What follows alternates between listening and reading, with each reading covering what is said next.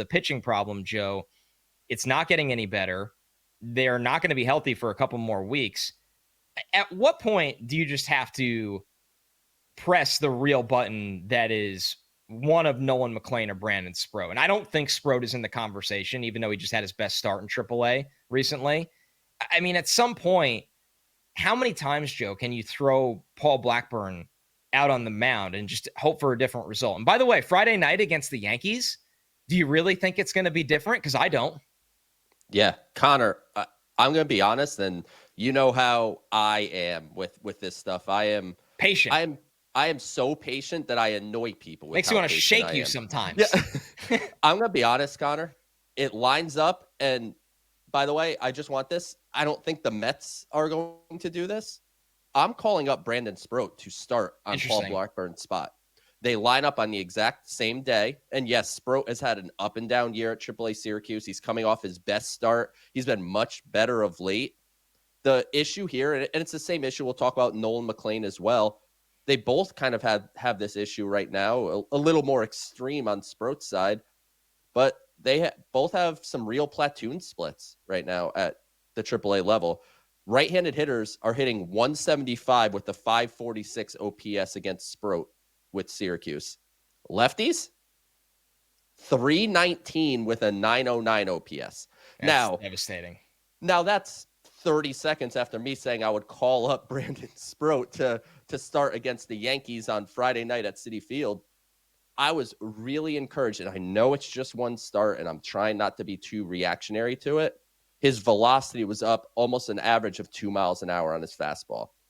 He brought his curveball into play, got a lot of whiffs on it, specifically against left-handed hitters. I think Sproat is actually evolving, and we're not just seeing the highlights that we're seeing from Jonah Tong, the highlights that we're seeing from Nolan McLean. But I think Sproat is under the radar, under the hood. I mean, I guess as under the radar as someone like Sproat could be, developing as a pitcher. And you just look at the baseline stats and you're like, his ERA is over 5. He stinks. He's not a prospect anymore. All right.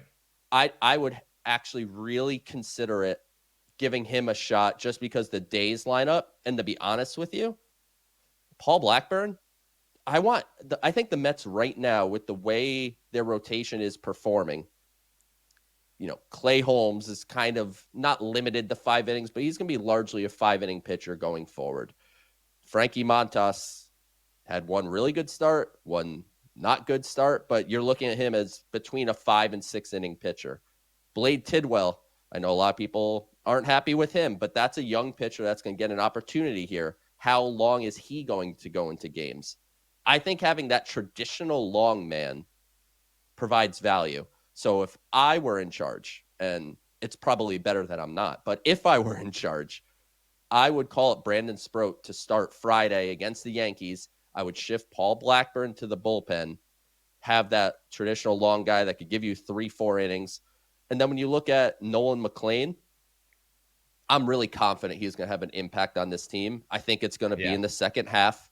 I think it's going to be, maybe in August, because as you said, these arms are going to come back. So you want to be somewhat cognizant of the fact that with these guys coming back, you don't want to call these young players up just to start a game or to start 2 games and then just go back down. That's really not optimally what you want to do with a top prospect.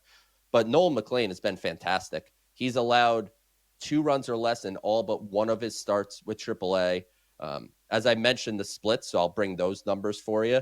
Righties, even better than Sproat, and Sproat's numbers fantastic.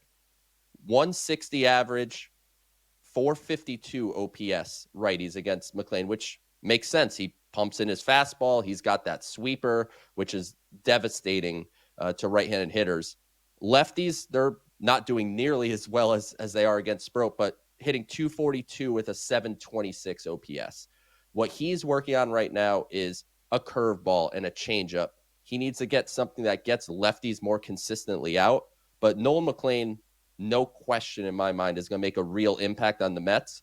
Now it's just a matter of when that time is he going to be a starting pitcher or is he going to be a reliever? I think the health and trade deadline will dictate what exactly McLean's role will be to help the Mets in the second half.